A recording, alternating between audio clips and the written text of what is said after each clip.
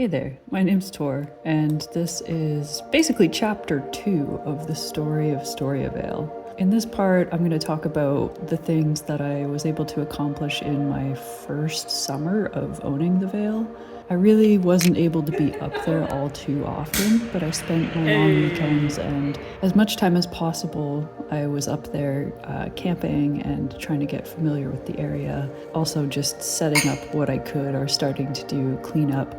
Mostly that just involved having a few small fires, setting up a little campsite, exploring the lot, climbing down this huge rock cut into the vale where the creek is. It's actually quite difficult to cross that. There's no easy way to do it other than fording the creek, which meant that I was exploring the woods on the other side with very wet shoes and pants. It was fun to find interesting things, cool sticks, moss. There's a video of a squirrel, but I've also seen other things like little white weasels, foxes, all kinds of things. Whenever I'm camping out here as well, I hear lots of birdsong. There's Steller's jays and big ravens that I always feed the mice that I catch to. There's also some kind of weird bird sound that I haven't been able to identify yet, so that's a fun mystery for the future.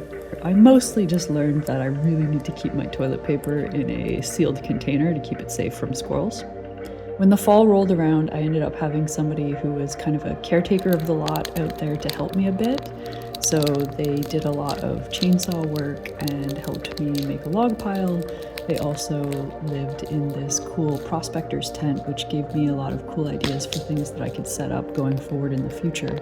I spent, again, as much time as I could at the Vale throughout that winter, the first winter of owning it, trying to do some cleanup. It gets really difficult when the snow is on the ground because you can't really dig up and access a lot of the deadfall or branches. So that first year of winter didn't feel super productive, but it was very beautiful and peaceful to be out there sometimes, as much as possible. At the time, I was living about a 4.5-hour drive away from the Vale, so getting up there was quite the excursion on a regular basis. But again, I did it as much as I could. I started having things developed, so I had a sea can delivered and I had a solar array installed into it. In the winter, it really doesn't get enough solar to supply a useful amount. Through that winter, it was gas generators and batteries and small solar panel setups to supply the power to keep the internet running.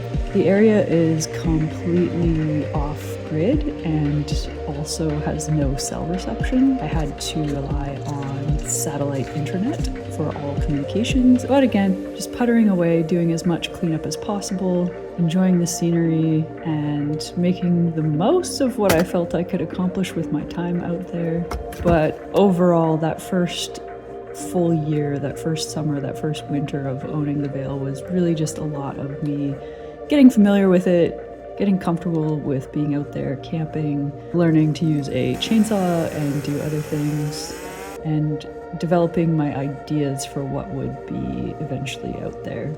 I also started working on branding, choosing colors, making logos, things like that.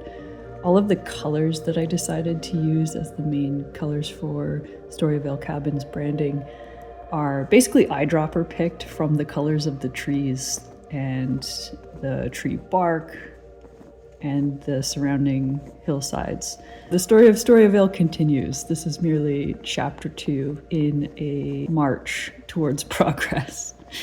I learned a lot that first winter. I had never spent a lot of time doing winter camping before and looked forward to another summer of actually getting to develop the place into a usable space. Stay tuned, chapter 3. I actually accomplished some real work out there, not just me puttering around and camping. So come on back and check out the channel for the next video that I hope to get together and put up soon. Until then, this story is to be continued.